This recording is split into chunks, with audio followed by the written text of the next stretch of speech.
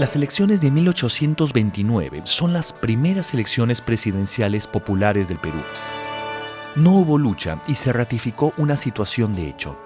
Gamarra era candidato único y obtuvo votos de más de la mayoría de los colegios electorales de provincia exigidos por la Constitución.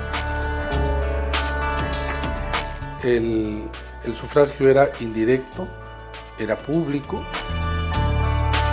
pero lo universal era concebido de otra manera. En realidad, solo votaban los hombres mayores de 21 y eran los grandes propietarios o de mayores ingresos. De alguna manera eran los dueños del Perú. Entre 1845 y 1872 se funda y despliega el Estado castillista, que pese a su signo autoritario, siempre asignará importancia a las prácticas electorales. En las elecciones de 1850 sucedió un hecho inédito. Por primera vez, un presidente electo le transmitió el mando a otro presidente también nacido de un gobierno electoral.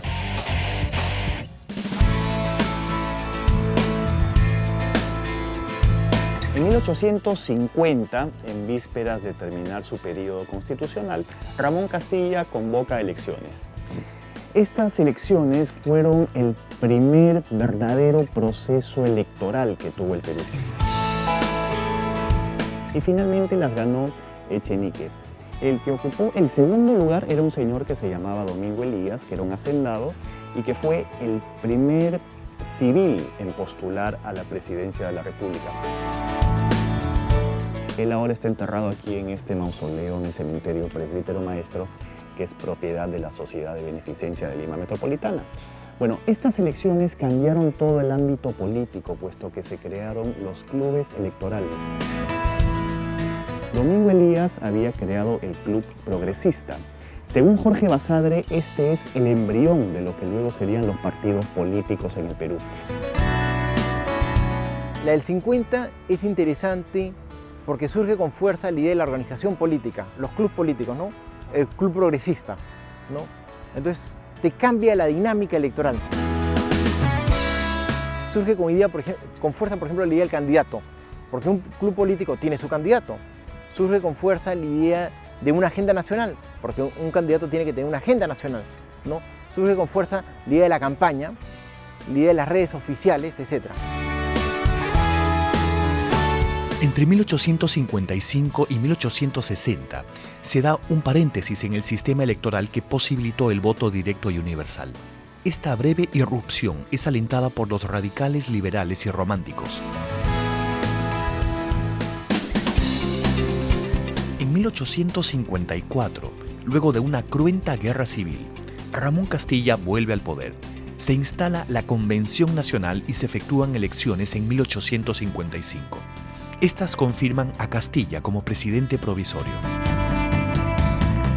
El escritor Manuel Atanasio Fuentes escribió sobre las irregularidades de las elecciones de 1855 y se refiere específicamente a lo que pasaba aquí, en el Callao. Había dos candidatos, uno de la aristocracia y otro del Partido Popular Democrático. Fuentes, con su acostumbrada sátira política, dice algo así: algunos ciudadanos en ejercicio han sido conservados en corralones para que piensen y reflexionen sobre el augusto acto y ejercicio democrático que iban a ejercer. Se les ha dado, por razón de dietas, unos 12 reales y una regular cantidad de aguardiente para excitar la fibra patriótica. Decía además que había ciudadanos gendarmes. Estos ciudadanos gendarmes estaban encargados de custodiar los tabladillos que se armaban en las plazas para poder votar. Y estaban armados de un chafarote, que era un sable corto, curvo en la punta, y de una tercerola, que era una especie de carabina mucho más corta. Como ven, no todo tiempo pasado fue mejor, sobre todo en cuestión de elecciones. Eran tiempos bien bravos. Había también un personaje muy conocido en este contexto de elecciones en el siglo XIX, el capitulero.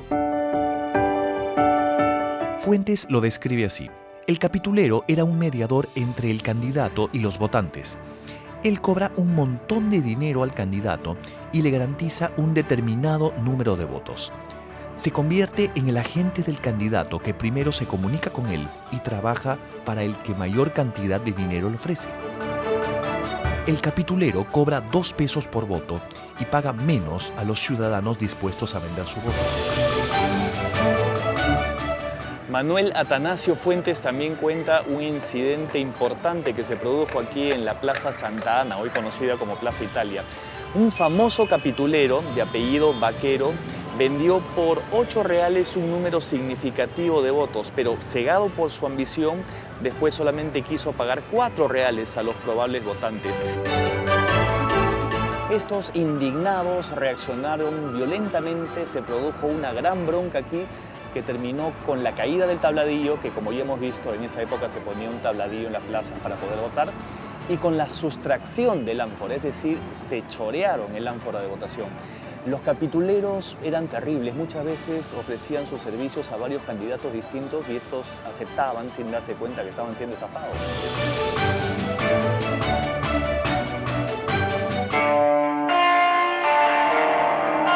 El escritor también denuncia que los aguadores, oficio dominado por los afroperuanos, brillaban por su ausencia el día domingo de elecciones porque todos se habían ido a votar, ya que ganaban más vendiendo su voto que trabajando. Luego de un paréntesis de 10 años, con la Constitución de 1860 se retorna al sistema tradicional de elecciones indirectas. En 1868 se convocan a elecciones y asume el coronel José Balta. La elección de los ciudadanos que debían formar los colegios electorales se dio con muchos episodios de violencia. La presidencia de Balta terminó con no menos violencia e inclusive es asesinado en 1872. Fue en el contexto de la revuelta de los hermanos Gutiérrez, quienes luego fueron muertos y colgados por el pueblo en las torres de la catedral. Hasta 1871 habían existido varios tipos de campañas electorales, unas como corolarios de sublevaciones triunfales, otras mediante la votación por el Congreso. Otro tipo podría ser un virtual acuerdo entre el gobierno y un sector de la oposición. La campaña de 1871 al 72 se asemejó más a la de 1850 al 51. Hubo aspectos similares, los desbordes de la prensa, la efervescencia de las reuniones públicas, la conmoción en el país entero, etc. Pero hay una diferencia sustancial. Mientras que en 1850 al 51 el gobierno pudo imponerse, en 1872 se dio el primer caso de una victoria ostensible de la oposición. La de un civil que le gana a los militares, ¿no? Y no solamente eso, sino que es el opositor el que gana al candidato oficial. ¿No? Es un opositor el que gana la elección al final. En Lima y en otros lugares del país, el partido de Pardo ganó las mesas.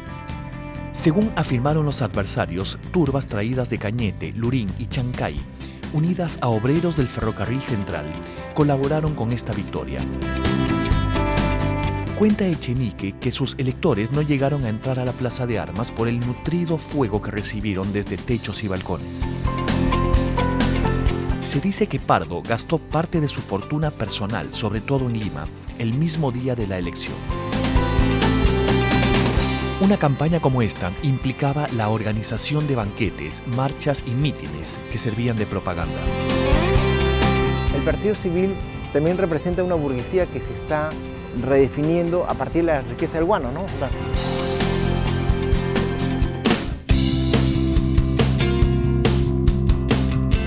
Las elecciones de 1872 son muy importantes. Para ellas se organizó la Sociedad Independencia Electoral. Este es el embrión de lo que más tarde sería el Partido Civil, liderado por Manuel Pardo. En esta época las elecciones eran indirectas, es decir, los ciudadanos elegían a los electores y estos a su vez votaban para elegir a las autoridades, incluyendo al presidente de la República. Eran tiempos violentos, no era tan civilizada la cosa como ahora que uno va tranquilamente a votar con su DNI. Muchas veces pasaba que los simpatizantes de un partido atacaban las mesas para evitar que los simpatizantes de otro partido votaran. Y estos a su vez se atrevían a organizar otra votación, por ejemplo, en una plaza. Entonces muchas veces sucedía que había dos actas electorales y este problema finalmente era resuelto por el Congreso, ya que no existía un árbitro imparcial como es ahora el Jurado Nacional de Elecciones. Son importantes estas elecciones porque finalmente ganó Manuel Pardo sobre su contendor Echenique y él es el primer presidente civil del Perú. Con el partido civil surge la idea de una organización política, más allá del líder. Y eso se nota con claridad a la muerte de Pardo, en el cual los civilistas comienzan a llamarse civilistas.